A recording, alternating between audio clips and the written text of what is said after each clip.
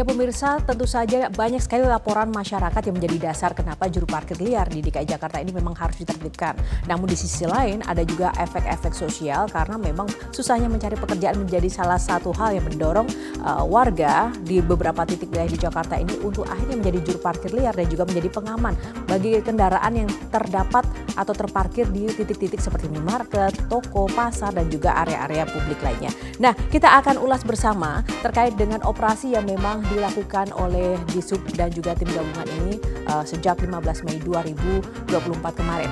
Nah, penertiban juru parkir liar di DKI Jakarta ini kita akan lihat dulu. Juru parkir liar itu sebenarnya apa? Juru parkir adalah seseorang yang kemudian melakukan aktivitas atau tukang parkir yang tidak adanya izin dari pemerintah. Artinya ini dilakukan secara ilegal juru parkir liar ini.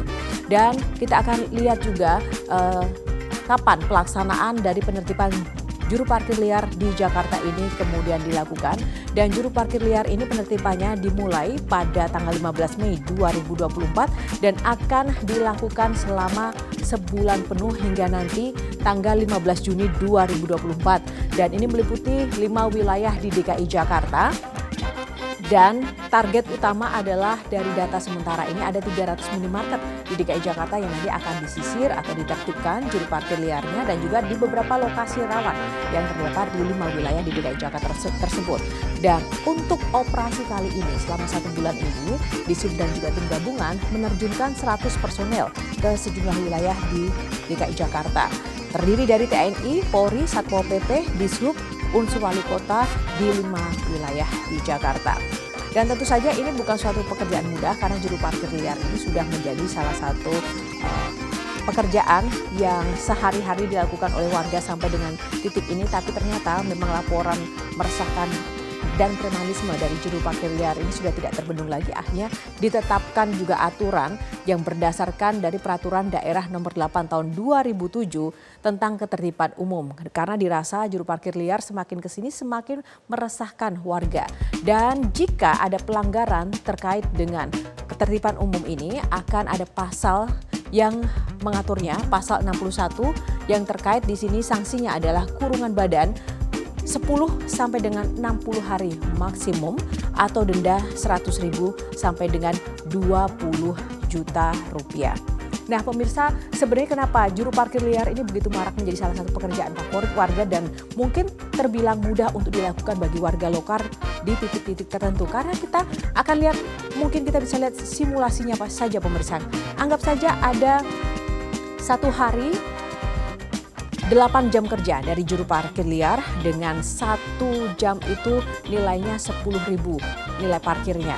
Dan di Jakarta itu ada 16.000 ruang parkir yang tersebar di seluruh wilayah di Jakarta. Artinya kita bisa hitung dari 10.000 per jam kita kali 8 jam sehari dan kemudian kita kali lagi 16.000 jumlah ruang parkir yang tersebar. Total 1,28 miliar per hari itu diraup dari sektor juru parkir liar ini dalam sehari. Lalu berapa kemudian sebulan kita kalikan saja 30 menjadi 34,8 miliar per bulan.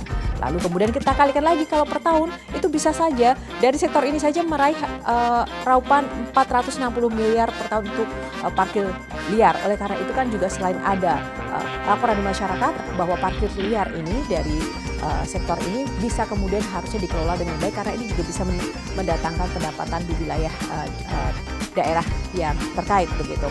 Nah, kita akan lihat juga apa yang kemudian menjadi dasar dari Kepala Dinas Perhubungan DKI Jakarta kemudian menetapkan aturan-aturan ini.